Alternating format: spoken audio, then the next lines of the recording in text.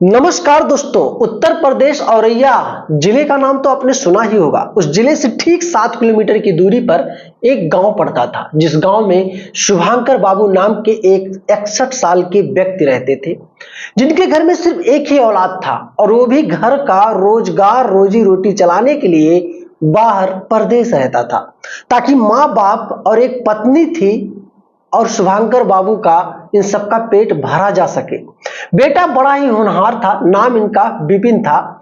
उम्र इनकी यही कोई 34 से 35 साल के बीच की थी। इधर इनकी शादी को हुए 2-2.5 साल ही हुए थे। इनकी जो पत्नी थी, यानी कि शुभांकर बाबू की जो बहू थी, वो घर पे ही रहती थी, अपने सास ससुर का सेवा करती थी। लेकिन कहानी में दिलचस्प ये नहीं है कि वो बहू सेवा करती थी, जबकि दिलचस्प ये है कि जिस घर में बहुएं बिना सास ससुर को खाना खिलाए खुद खाना नहीं खाती, उस घर में थोड़ा उल्टा हो रहा था कि जब तक वो बहू खाना ना खा ले, अन्न का एक निवाला अपने मुंह पे ना रख ले, तब तक उस घर में शुभांकर बाबू, जो कि उस दुल्हन के ससुर लगते थे, अनाज का दाना नहीं उठाते थे। कभी कभी शुभांकर बाबू की पत्नी यानी कि दुल्हन की सास ये भी कहती थी शुभांकर बाबू से कि आप ऐसा क्यों करते हो, अपने घर में ये उल्टी पलटी रिवाजें क्यों। शुभांकर बाबू कहते हैं कि उसको मैं बहू बना के नहीं लाया हूं, वो मेरे घर की लक्ष्मी है और सबसे पहले लक्ष्मी को ही भोजन करना चाहिए। बातें इतनी बड़ी बड़ी करते थे कि शुभांकर बाबू की जो पत्नी थी वो हैरान हो जाती थी कि भाई साक्षात पति नहीं देवता मिला है मुझे। बुढ़ापे में इतनी अच्छी अच्छी बातें कभी किसी बुढ़ापे वाले अवस्था इंसान से आपने नहीं सुनी होगी। जब भी कभी कुछ भी होता था तो शुभांकर बाबू अपने बहू से बिना राय लिए, चाहे कहीं जाना हो आना हो, कोई भी नया काम घर में करना हो, कोई नया सामान घर में लाना हो, जब तक बहू से ना पूछ लेते थे और बहू ना कह देती थी, तब तक घर में एक 5 रुपये का कोई नया सामान नहीं आता था। इस कदर बहू की चाहत में पागल हो चुके थे शुभांकर बाबू। और आसपास समाज में अगल बगल पड़ोसियों को सिर्फ और सिर्फ यही लगता था कि शुभांकर बाबू अपने बहू को बहू नहीं बल्कि लक्ष्मी मानते हैं। और बहू भी यही समझ रही थी कि मेरे जो ससुर हैं मुझे बहू मानते ही नहीं, मुझे लक्ष्मी मानते हैं, साक्षात लक्ष्मी। एक दिन ऐसा होता है कि शुभांकर बाबू, दोपहर का वक्त था, 12:30 बज रहे थे, अपने बहू को अपने पास बुलाते हैं और कहते हैं मुझे गर्मी बहुत ज्यादा लग रही है, कोई ठंडाई बना दो, कोई शरबत बना दो, मुझे बहुत ज्यादा मेरा गला सूख रहा है। अब बहू ससुर का हुक्म सुनते ही दौड़ी भागी जाती है किचन की तरफ और जो भी कुछ जूस पसावन इसको बनाना था उनको बना करके लाके ससुर को देती है। ससुर पी लेता और कहता है कि यहाँ थोड़ा मुझे गर्मी लग रही है, तुम्हारे कमरे के अंदर एसी भी लगा है, पंखा भी लगा है, कूलर भी लगा है, सारी व्यवस्थाएं हैं, और हमारे कमरे में तो सिर्फ और सिर्फ पंखा ही चलता है। तो बेटा तुमको अगर एतराज ना हो तो मैं तुम्हारे कमरे में थोड़ा आराम कर लूं क्या एसी चला करके। बहू का सोचती है साक्षात देवता प्रभु कह रहे हैं आराम करने के लिए, मैं इनको मना कैसे करूं। बहू सीधा कहती है कि पापा जी आप ऐसी बातें क्यों कर रहे हो, आप चलो कमरे में, आप आराम करो, जो भी कहो वो भी करे, आप इतना काहे हुक्म कर रहे हो, आप इतना काहे परेशान हो। शुभांकर बाबू हंसते हुए अपने बिस्तर से उठते हैं और सीधा बहू के कमरे के अंदर जाते हैं और वहां पर लेटते हैं। लेटने के बाद अपने बहू से कहते हैं मेरा थोड़ा सा पैर दबा दो, मेरे पैर में थोड़ा दर्द लग रहा है, मुझे थोड़ा मोच जैसा लग रहा है।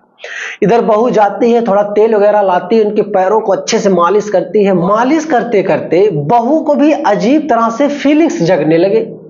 अब इधर ससुर शुभांकर जी कहने लगे क्या बेटा आराम करना तो कर लो, यहीं पर कर लो, क्या दिक्कत है, मेरी बेटी समान हो, तमाम प्रकार की बातें करते हैं।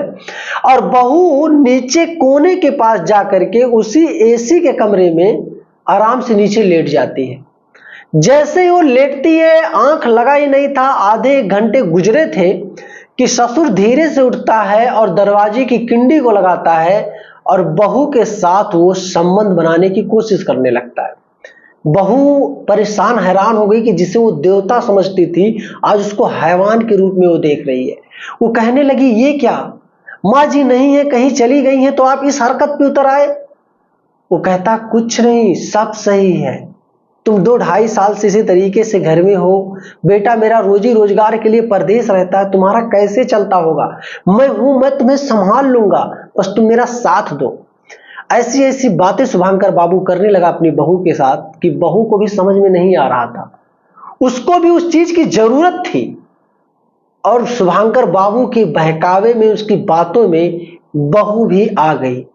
अब बहू भी किसी ना किसी तरीके से शुभंकर बाबू के साथ उठती है और बिस्तर पे जाती है। अब ससुर और बहू दोनों बिस्तर पर ही संबंध बना लेते हैं। अब इसी तरीके से जब एक बार इनके बीच में संबंध स्थापित हो गया, अब धीरे धीरे करके ये लोग आए दिन, चाहे रात हो दिन हो, जब भी इनके मूड में आता तब भी ये लोग इसी तरह से कांड करते। अब धीरे धीरे करके सास को भनक लगने लगी कि आजकल बुढ़वा थोड़ा बदला बदला है, बुढ़वा में वो बात नहीं है जिस तरीके से आज के 10-20 दिन पहले रहता था। सास भी नजर रखने लगी। एक दिन दोपहर के 2-2:30 बज रहे थे, वो कहती है मैं जा रही हूँ खेत की तरफ और मेरे कुछ गांव वाले मुझे बुलाए हैं तो जा रही हूँ, घूम टहल के आऊंगी 2-4 घंटे में, तब तक आप घर पे रहो और कहीं जाना मत, बहू अकेली है। ये बात कह के सास गांव की महिलाओं से बातचीत करने के बहाने और खेत की रखवाली देख रेख करने के बहाने घर से चली जाती है। इधर ससुर को अब ये लगने लगता है कि भैया फिर से मजा आ गया, 2-3 घंटे का टाइम मिल गया, अब इसी बीच थोड़ा एंजॉय कर लेते हैं। ये दरवाजे में किंडी उस दिन नहीं लगाते हैं और सीधा कमरे के अंदर जाते हैं और अपनी बहू, जिसको ये कभी घर की देवी समझते थे, लक्ष्मी समझते थे, उसके पास जा करके और उसी तरीके से बहू और ससुर दोनों फिर से बिस्तर पर संबंध बनाते हैं। अब ये सारी चीजें उनको नहीं पता था कि जब तक ये संबंध बनाएंगे तो इनके पीछे ही पहुंच जाएगी वो सास। सास पहुंचती है, दरवाजे की किंडी जब देखती है नहीं लगा रहता, दरवाजे के फाटक को ढकेलती है और देखती है कि ससुर और बहू दोनों एक ऐसी अवस्था में दिख रहे हैं, एक ऐसी आपत्तिजनक हालत में दिख रहे हैं जिसके बारे में सास ने कभी कल्पना भी नहीं किया होगा। सास आंखों में आंसू लिए आके घर के ओसारे में बैठ जाती है और इधर बहू और ससुर के पास कोई शब्द नहीं थे। ये लोग कमरे के अंदर प्लानिंग करते हैं, बातचीत करते हैं कि क्या करना चाहिए, कहीं बात बेटे तक ना पहुंच जाए, समाज में ना पहुंच जाए, गांव में ना पहुंच जाए, बड़ी बदनामी होगी। ससुर तुरंत वहां से उठता है। उठने के बाद आता है, उस बुढ़िया को यानी कि अपने पत्नी को समझाने बुझाने की कोशिश करता है, लेकिन उस बुढ़िया सिर्फ और सिर्फ रो रही थी, एक भी बात सुनने को नहीं तैयार थी। इससे नाराज होकर शुभंकर बाबू बुढ़िया को मुंह दबा कर लेकर घर में आते हैं और शुभंकर बाबू और उनकी बहू दोनों मिलकर उस बुढ़िया की वहीं पर हत्या कर देते हैं। हत्या करने के बाद इनको समझ में नहीं आता है कि लाश को छिपाया कहां जाए और कहां ठिकाने लगाया जाए।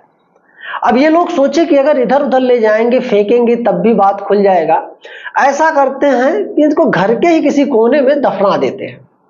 ये लोग घर में ही एक डेवरी थी जहां पर गल्ला और राशन पानी रखा जाता था, उसी कोने में बहू और ससुर दोनों मिलकर खड्डे खोदते हैं, जो कि रात हो चुका था खोदते खोदते। उसके बाद बुढ़िया को वहीं दफना देते हैं।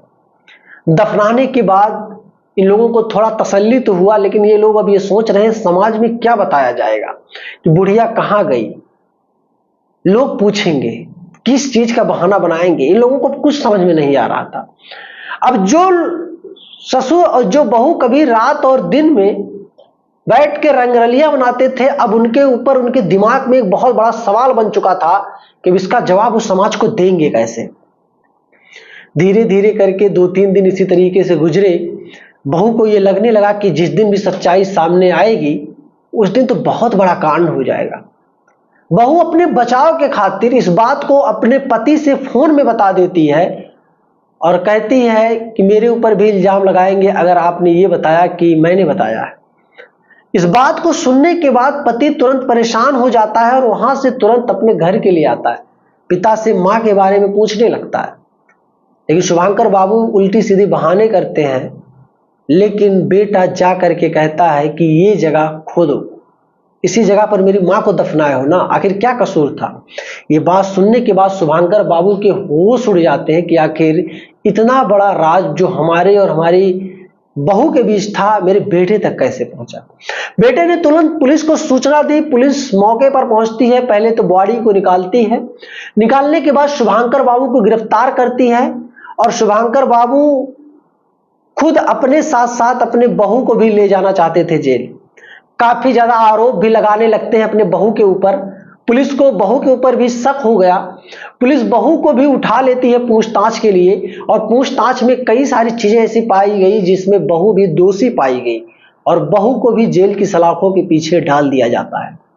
दोस्तों, आज के समय में कोई नई बड़ी बात नहीं है। ऐसी बहुत सारी घटनाएं आज के समाज में, आज के लोगों के बीच में हो रही है, जो मात्र 2 पल की खुशी के लिए अपने परिवार के किसी भी सदस्य का जान ले रहे हैं।